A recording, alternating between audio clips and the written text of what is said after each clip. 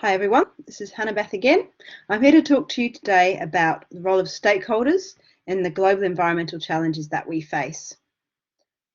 The idea of a stakeholder might be something that's a bit of a strange concept to you at the moment, but it really is one of the most simple things. It's the people involved in any issue. So how do we start to think about who the people are involved in an issue, and how does that relate to the academic literature? So in any issue that you face or that you are examining as a student, there's likely to be some kind of change underway, some kind of activity underway that has the potential to impact people or be impacted by people or benefit people. So thinking about the stakeholders are really, it's quite a general but very simple thing. Who are the people that relate to this? And this will lead later into your practice as scientists and thinking about, okay, in everything that I do, am I asking all of the right people? In terms of, even if you're going out and conducting soil samples, have you thought about the land on which you're wanting to conduct that activity and the people that may have connectivity to that land? Are you thinking about other researchers and how they might relate to what you're doing? Do you need to be working in a team by yourself?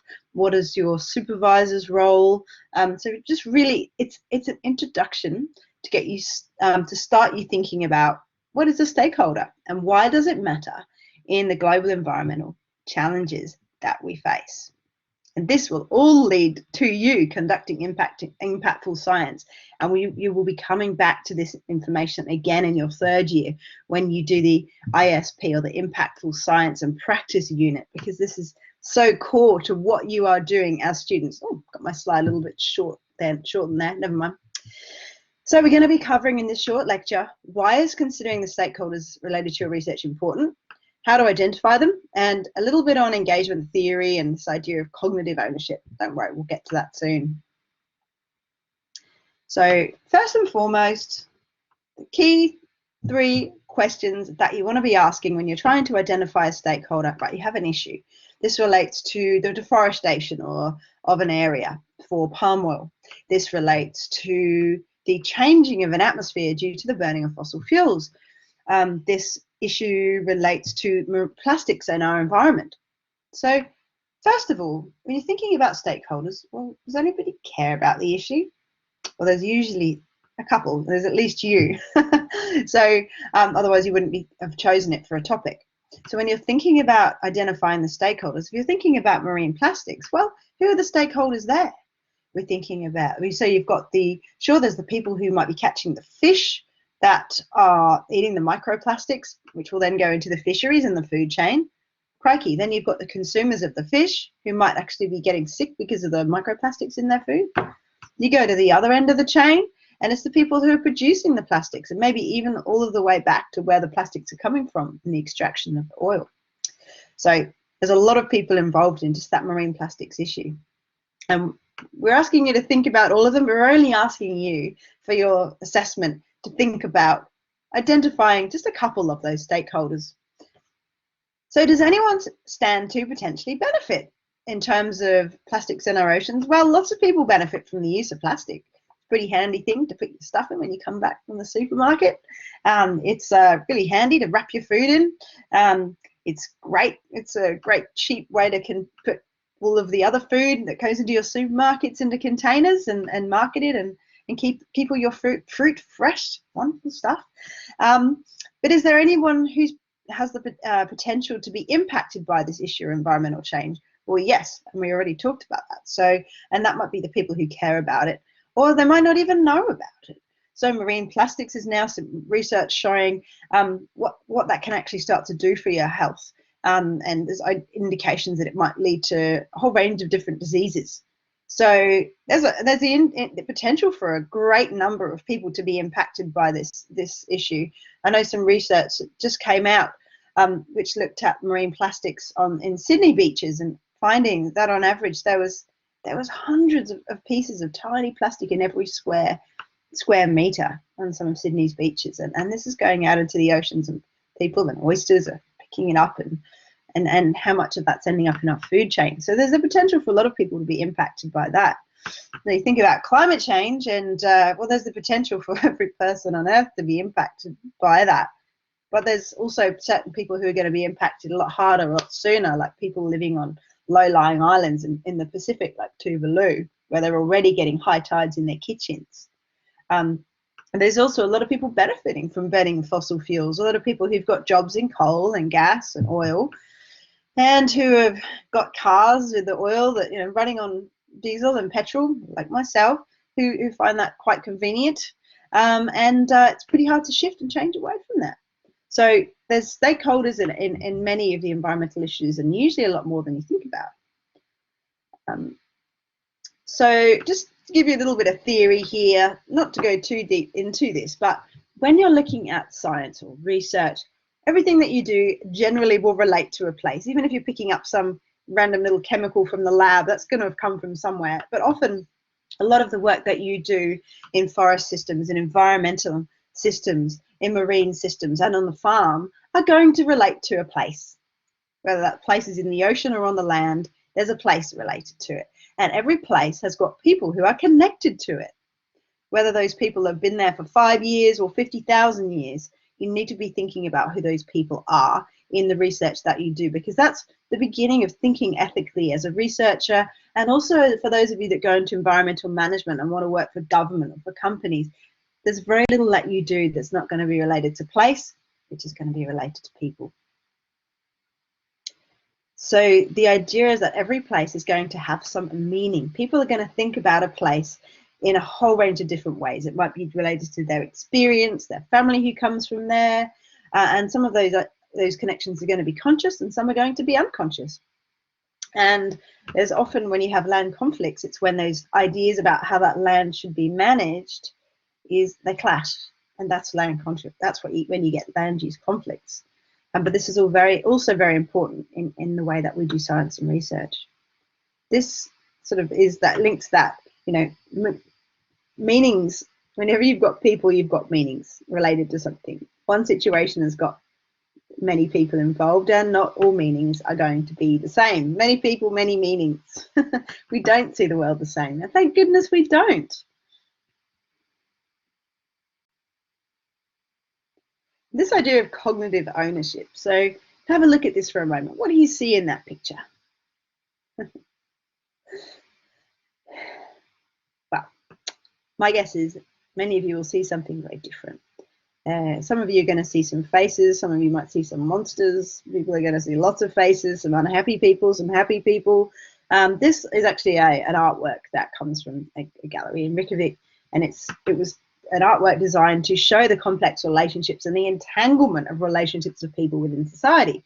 And for us as researchers or managers, we need to be thinking about finding ways to try and untangle or make sense of all of the different roles and the different ways that people relate to each other. And this idea of cognitive ownership, so this is the links that people make with places or issues. So any stakeholder is anyone who has an interest in or association with a place or issue by people or individuals or groups who express some kind of value for that place or issue. And people are going to value a place differently. In the work that I do with farmers, some of the farmers have a very strong value. In fact, most of them have a very strong value in terms of caring about that land and passing on a healthier place and a healthier environment for future generations. Thank goodness that's pretty much all farmers. But also some people who are on the land are going to have a very strong sense of, this is a place for my family for the future. Others are really saying, well, this is about creating an income. This is about producing a viable business. And so there's going to be, and those values may work together, they may not, and they should work together. And that's hopefully what regenerative agriculture students will be working in. This link between people and place is defined by intellectual ideas, spiritual meanings, people attached to that place or issue. And all meanings are valid. It's not about who's right and who's wrong. So it's not about saying, oh, you know, I'm correct, you're not. That's the best way of looking at the land. It's actually not about that. But if you understand that intersection between meaning and your approach, you can help to hopefully support the best behaviors if that's what you're wanting to do as a manager. Another slide here. What do you see? Some of you might be thinking, oh, some people have just finished, just gone down and they're on holiday and they're having a look. Others might be saying, oh gosh, look at that erosion in the bottom right-hand corner. Others will be saying, wow, what a beautiful little wave cut platform. What type of rock is that? Others will be saying, oh, getting a little bit close to the edge there. Have you thought about what you're doing?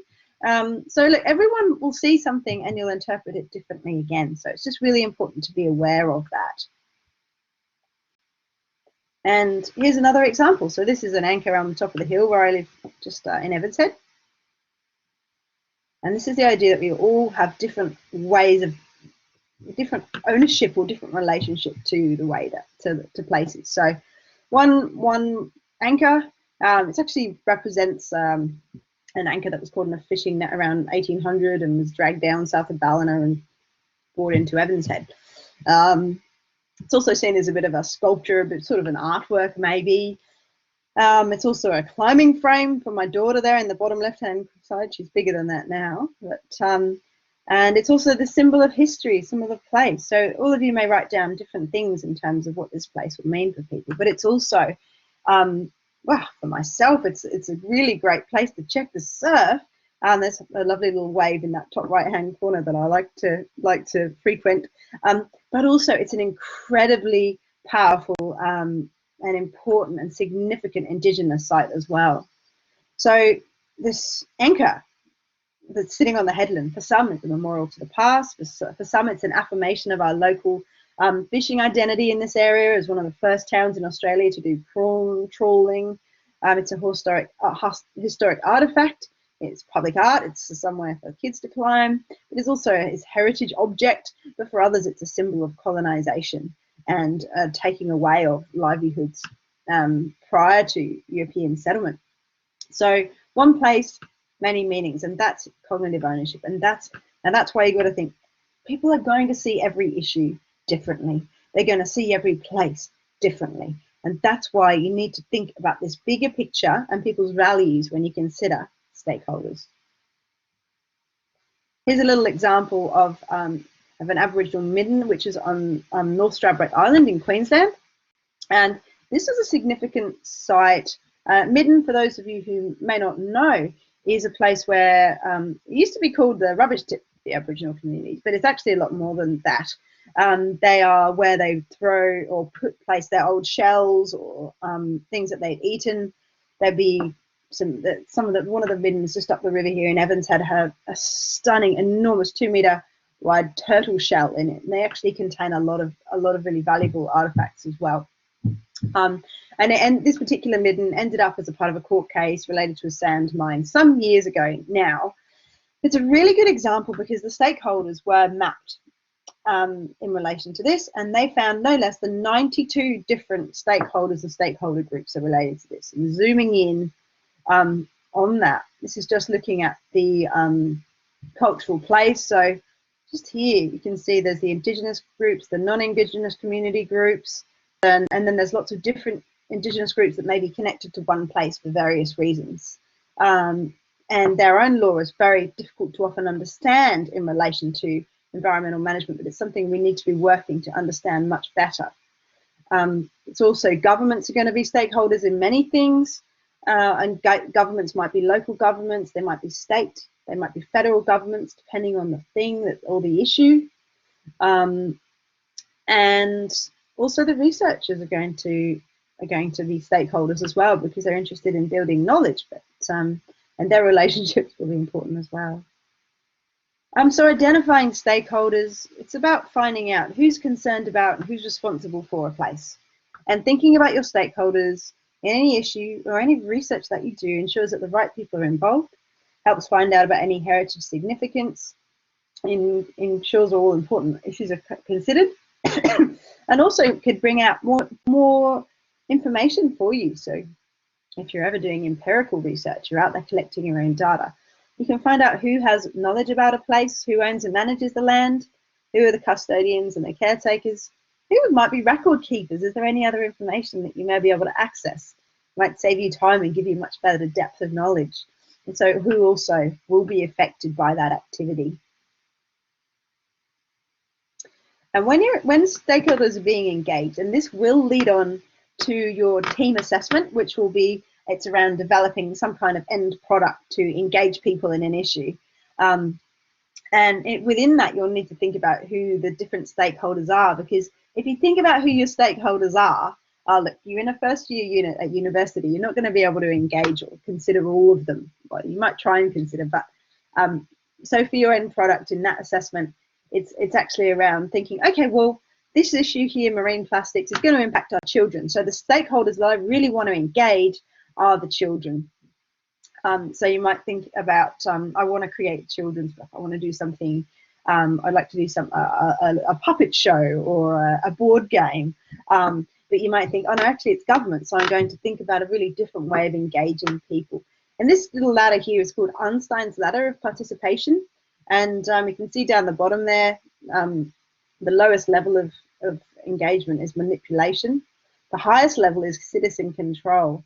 So as you move up through the ladder, you have you've got this rising levels of empowerment for people. So if you're actually engaging people in your research from the very beginning, they're going to be empowered. Or if you engage people in decision making, then there's a much better chance that decisions made around land management are going to be supported by people in the community. Whereas at the bottom, if you turn up and just put up a poster, they might not like you so much, and therefore they might resist what you do. So there's this continuum of engagement from transactional through to transformational. Now, don't worry about writing all of that down for now, but it's just getting this concept and this idea of just telling people what you're doing versus engaging them and really getting them to think about what the issue is or what the research is that you're doing throughout your course and into your careers. So to do this, we can design impactful science. And this is actually the first slide of another presentation that I'll put together for you, just giving a bit of a summary of all of the different types of engagement that I've done through my research with the Soil CRC. But I'll put that in a separate presentation. So how to make sense. This is part of the tutorial activities that we'll be doing in the following week, but you need to be thinking about this for your assessment. So how do you make sense of this? Step one, think about these cognitive owners. Who are your stakeholders? Who are the groups? What do they do? How do they relate to that place? What's important to them and why? And once you've sort of nutted this out, you can get more into the nitty gritty of thinking, who else might be in the group? Are there subgroups? What's their interest in this topic of research or this issue? And what methods therefore might be appropriate for engaging them? Because it's really easy to say, I'm going to engage the community. Oh, are you now? Well, who's in the community? Everyone in the community is not the same. There's lots of very different people. There's different segments of society. There's men, there's women, there's young people, there's older people, there's working people, there's non-working people. There's people at school, there's people at daycare, there's people at preschool, there are people in government, and all of these people form part of the community. So which part of the community are you wanting to engage? And this really feeds into that teamwork assessment. But for your first assessment, this really, in terms of just thinking about an issue and who's involved, you need to just be thinking, okay, well, who are a couple of different stakeholders and what different attitudes might they have to that? And to do that for this assessment, you may need to look beyond the academic literature, and you might need to just look on some sites around the issue, and we might expect some non-academic sources there if no academic has studied it from that perspective. So that's perfectly acceptable. And then finally, the idea is you can come up with an engagement plan, but again, that will be later in the unit as we move into that team project. So to summarize, we've looked at a few things here: engagement theory and knowledge, and this idea of cognitive ownership, some tips on how to identify stakeholders and who they are in relation to your issue, and we demonstrated why it's important. So I hope that message has come through loud and clear to you. I'd like to thank you for watching this presentation, and I look forward to seeing you in the tutorials.